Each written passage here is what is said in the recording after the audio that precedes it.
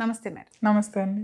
Madam ఒక పేషెంట్‌కి ఒక లోవర్ బ్యాక్ పెయిన్ వచ్చినప్పుడు అది సయాటికానే అంటారా? లేదంటే వేరే రీజన్ ఏమైనా ఉందా? యాక్చువల్లీ ట్రూ సయాటికా అనేది మన సియాటిక్ నర్వ్ మన వెనకాల బటక్స్ దగ్గర నుంచి రన్ అయ్యి తొడ వెనకాల నుంచి కాలు కింద కాలు వరకు సప్లై చేస్తుంది.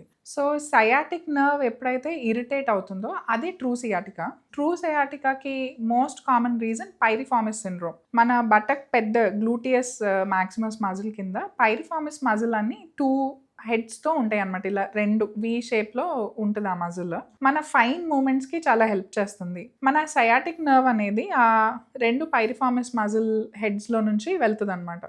ఎప్పుడైతే ఈ మజిల్ ఇరిటేట్ అవుతుందో దీనికి అన్నిటికన్నా కామన్ కాజ్ ఫోన్స్ కానీ వాలెట్స్ కానీ పాకెట్స్లో పెట్టుకుని డ్రైవ్ చేయటం. ఓకే. సో అది ఇరిటేట్ అయినప్పుడు ఈ నర్వ్ మీదకి ప్రెషర్ వస్తుంది. దానివల్ల మీకు ఈ పెయిన్ టిపికల్గా బటక్లో నుంచి థైలోకి రేడియేట్ అవుతుంది. అది true sciatica. So piriformis syndrome ఉన్నప్పుడు physiotherapy exercises, hot fomentation, rest ఇవ్వటం, పోస్చర్ చేంజ్ చేసుకోవడం వల్ల మీకు డిఫరెన్స్ వస్తుంది. Every back pain is not sciatica. So back pain ఎప్పుడైతే కాల్లోకి రేడియేట్ అవుతుందో దాన్ని రాడిక్యులోపతి అంటాం. అంటే ఆ నర్వ్ రూట్ కంప్రెస్ అవటం వల్ల అది ఎక్కడెక్కడ సప్లై చేస్తుందో ఆ ఏరియాస్లో మనకి పెయిన్ ట్రాన్స్మిట్ అవుతుంది. Okay. So radiculopathy is different from sciatica.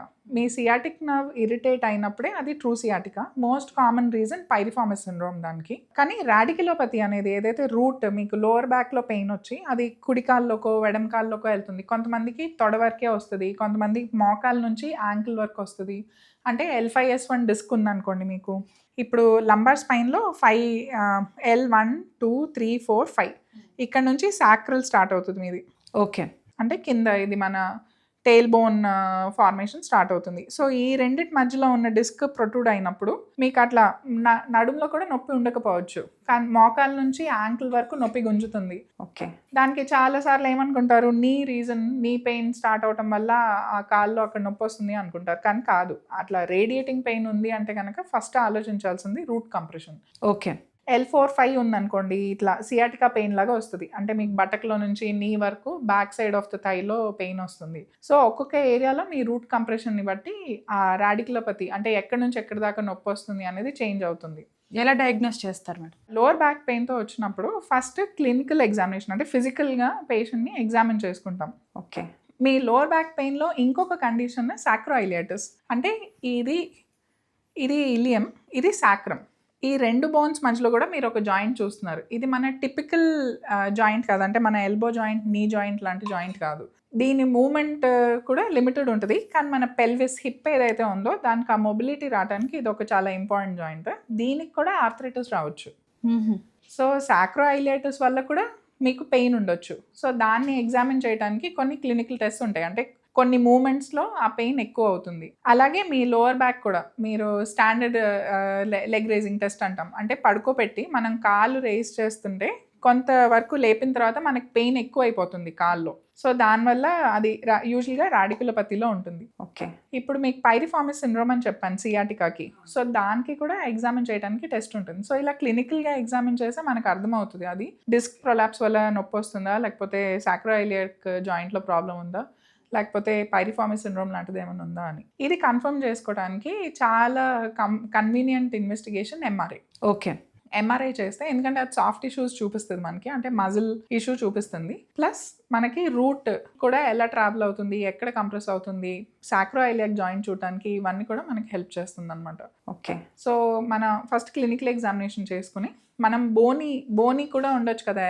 చాలామంది పెద్దవాళ్ళు బాత్రూంలో జస్ట్ కుదపడిపోతారు, అంటే టక్కన కింద కూర్చోవటం వల్ల ఆ తర్వాత నుంచి వాళ్ళకి నొప్పి స్టార్ట్ అవుతుంది. వాళ్ళకి వర్టెబ్రల్ బాడీస్లో కూడా ఫ్రాక్చర్ ఉండొచ్చు. దానివల్ల కూడా ఈ బోన్ ఏదైతే ఉందో అందులో కూడా ఫ్రాక్చర్స్ అవ్వచ్చు, లేకపోతే వాపు రావచ్చు. ఫ్రాక్చర్ కాకపోయినా కూడా అట్లా ఆ ఇంపాక్ట్ వల్ల వాపు రావచ్చు, ప్రెషర్ పడడం వల్ల. సో అదేమన్నా ఫ్రాక్చర్స్ ఉన్నాయని చూసుకోవడానికి ఎక్స్రే చేసి చూడొచ్చు. ఎస్. మనకి క్లినికల్ ఎగ్జామినేషన్లో క్లియర్గా రూట్ సంబంధించిందో లేకపోతే సాక్రోఐలియాక్ జాయింట్ సంబంధించిందో అయింది అంటే కనుక ఎంఆర్ఐ చేయొచ్చు. సో ఇవన్నీ నాన్ ఇన్వేజివ్ ఇన్వెస్టిగేషన్స్. మనకి డెఫినెట్గా రీజన్ తెలిసిపోతుంది. దాన్ని బట్టి మనం ట్రీట్మెంట్ ప్లాన్ చేసుకోవచ్చు. ఇలా అయినప్పుడు మెడికేషన్ కాకుండా ఇంకా ఏదైనా ఆల్టర్నేట్ ట్రీట్మెంట్ ఉంటుందా మేడం? ఎప్పుడైనా పెయిన్ మేనేజ్మెంట్లో మనం స్టెప్ వైజే వెళ్తాం. సో ఫస్ట్ క్లినికల్ ఎగ్జామినేషన్ చేసుకుని కావాల్సిన ఇన్వెస్టిగేషన్స్ చేసి మనకి డయాగ్నోసిస్ వచ్చిన తర్వాత డిగ్రీ ఆఫ్ పెయిన్ని బట్టి, అంటే పెయిన్ ఎలా అసెస్ చేస్తాం మనం 1 to 10 స్కేల్లో చూస్తాం. 1 అంటే నో పెయిన్, 10 అంటే వర్స్ట్ పాసిబుల్ పెయిన్. సో అందులో సివియారిటీ ఆఫ్ పెయిన్ని బట్టి మనకి మొడాలిటీస్ ఉంటాయి. అంటే ఐవీ ఇంజెక్షన్స్ ఇచ్చి పెయిన్ తగ్గించాలా, లేకపోతే ఓరల్ మెడికేషన్స్ ఇచ్చి తగ్గించవచ్చా అని. అక్యూట్ పెయిన్ ఉన్నప్పుడు ఎప్పుడు ఫిజియోథెరపీ అడ్వైస్ చేయము, ఎందుకంటే మజిల్స్ అన్ని స్పాజంలో ఉంటాయి. ఆ టైం స్ట్రెచ్చింగ్ ఎక్సర్సైజెస్ వల్ల మనకి ఇంకా డ్యామేజ్ అవ్వచ్చు. ఓకే. కానీ ఫిజియోథెరపీలో అల్ట్రాసౌండ్, ఐఎఫ్టీ అనే టెక్నిక్స్ ఉంటాయి. దానివల్ల మజిల్స్ రిలాక్స్ అవుతుంది. అవి అడ్వైస్ చేస్తాం. ఇవి వాడి కూడా తగ్గలేదు, ఆ పెయిన్ ఇంకా పర్సిస్ట్ అవుతుంది అంటే కనుక అప్పుడు ప్రొసీజర్ చేయొచ్చు. ప్రొసీజర్ అంటే రూట్ బ్లాక్స్ ప్లాన్ చేయొచ్చు, జాయింట్ ఇంజెక్షన్స్ ప్లాన్ చేయొచ్చు. ఇవన్నీ నాన్ సర్జికల్, అంటే సర్జరీ అవసరం లేకుండా మనం పెయిన్ తగ్గించడానికి ట్రై చేయొచ్చు. సో నర్వ్ రూట్ బ్లాక్స్ అంటే ఇప్పుడు మీకు ఇక్కడ చూపిస్తున్నాను కదా, ఈ స్పేస్లో నుంచి రూట్ బయటకు వస్తుంది. ఇక్కడ మనకి డిస్క్ బయటికి రావటం వల్ల దీని మీద ప్రెషర్ వస్తుంది. సో ఏదైతే డిస్క్ ప్రొట్రూడ్ అయిందో అది ఆటోఫేగి అయిపోతుంది. అంటే మన బాడీయే, దీనికి బ్లడ్ సప్లై సరిగ్గా ఉండదు కదా, సో మన బాడీయే దాన్ని తినేస్తుంది. కానీ అది తినే వరకు మనకి రూట్ మీద ప్రెషర్ ఉండడం వల్ల నొప్పి ఉంటుంది. సో ఆ నొప్పిని రిలీవ్ చేయడానికి మనం ఈ స్పేస్లోకి చిన్న సన్నటి నీళ్ళతో కొంచెం మెడిసిన్ డిపాజిట్ చేయొచ్చు. డిపాజిట్ చేయడం వల్ల ఈ రూట్ మీద వాప్ అనేది తగ్గుతుంది, దానివల్ల పెయిన్ రిలీఫ్ వస్తుంది. ఇదే కెనాల్ స్పేస్ తగ్గింది అనుకోండి, అంటే బోన్కి మధ్యలో ప్లేస్ తగ్గిపోవటం వల్ల రూట్ కంప్రెస్ అయ్యి ఉంది అనుకోండి, అప్పుడు సర్జికల్ ఆప్షన్స్ గురించి చూడాల్సి వస్తుంది. ఇదే సాక్రోఐలియాక్ జాయింట్ వల్ల అనుకోండి మనకి, సో సాక్రోఐలియాక్ జాయింట్లో కూడా ఇంజెక్షన్ ఇచ్చి దాన్ని ఆ జాయింట్ని యాబ్లెట్ చేయొచ్చు. యాబ్లెట్ చేసి మనం పెయిన్ రిలీఫ్ చేయొచ్చు. అలాగే ఇక్కడ ఇంకొక సన్న జాయింట్ కనిపిస్తుంది చూడండి మీకు, ఈ 2 బోన్స్ మధ్యలో, దీన్ని ఫెసెట్ జాయింట్ అంటాం. ఓకే. సో ఈ ఫెసెట్ జాయింట్కి కూడా ఆర్థరైటిస్ వస్తుంది. సో దీనికి కూడా మనం మీడియల్ బ్రాంచ్ బ్లాక్ అని చేసి ఈ జాయింట్కి కూడా రేడియో ఫ్రీక్వెన్సీ అబ్లేషన్ చేయొచ్చు. అంటే ఇవన్నీ చాలా సింపుల్ ప్రొసీజర్స్, కానీ డెఫినెట్ రిలీఫ్ ఉంటుంది. వీటికి ఏం సైడ్ ఎఫెక్ట్స్ ఉండవు. సో సర్జరీ లేకుండా మనం పెయిన్ రిలీఫ్ అనేది ప్లాన్ చేసుకోవచ్చు. బ్యాక్ పెయిన్కి సంబంధించిన కంప్లీట్ ఇన్ఫర్మేషన్ ఇచ్చారు. Thank you ma'am. Thank you అండి.